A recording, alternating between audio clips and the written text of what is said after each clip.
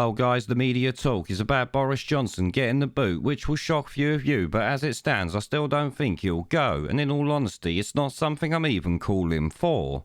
This is for various reasons, like the fact he wakes people up daily, or the possibility that the next tosspot will actually be worse than Boris, meaning absolutely nothing will change for the better, as you know.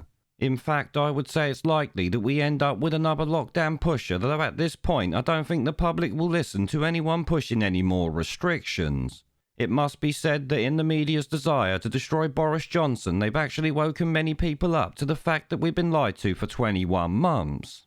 Now, one thing I will say for sure is that whether Boris Johnson stays or goes, the one person we won't see in number 10 is Sir Keir Starmer and the bloody Labour Party.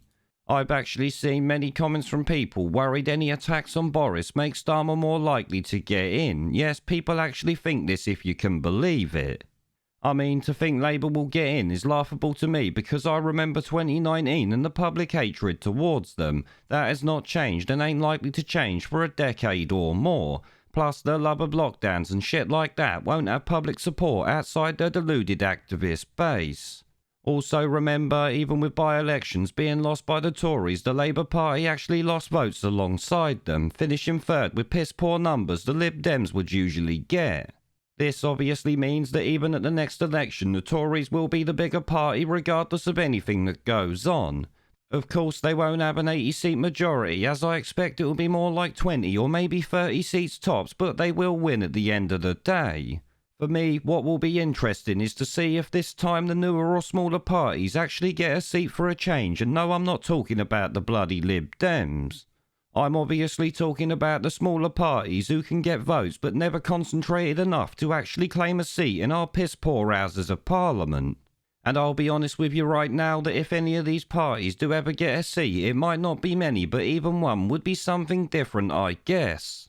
Now, yes, the last 2 years will cost the Tories a lot of seats, as I've said, but definitely not enough to make them lose, and certainly not enough for Labour to actually take the lead. Like I said, people hate them with a passion, and I'm not surprised. Of course, the Tories are going to use the age-old tactic of conning their voters by saying that if you vote for a smaller party, you'll get Labour in government, which obviously works but isn't true. As I've said, Labour are despised with a passion, and Starmer embodies that in literally every way, I've got to say.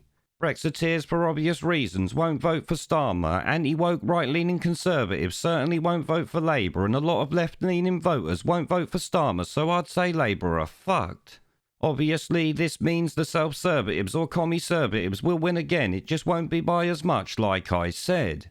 And in fact, it also won't be under Boris Johnson, because while I don't think he'll be gone yet, I doubt he will see out the year, because who knows what other secrets Dominic Cummings has on his former boss and his eco-spunk trumpet wife.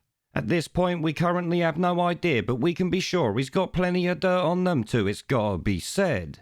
So while I think he is a complete wankstain, I don't think Boris Johnson will or should be stepping down just yet. The real question is what he's going to do in the time from now until enough dirt comes out to make him resign.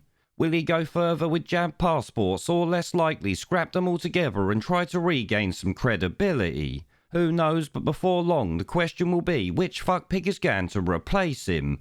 Maybe we need to look at having a say in that to prevent the likes of Gove, Sunak, Hunt and many others involved in all of this taking over. There is a pattern consistent throughout history of oppressed people turning on the oppressors, slaves against their owners, the peasantry against the feudal barons, colonies, Mr. Verhofstadt, against their empires, and that is why Britain is leaving.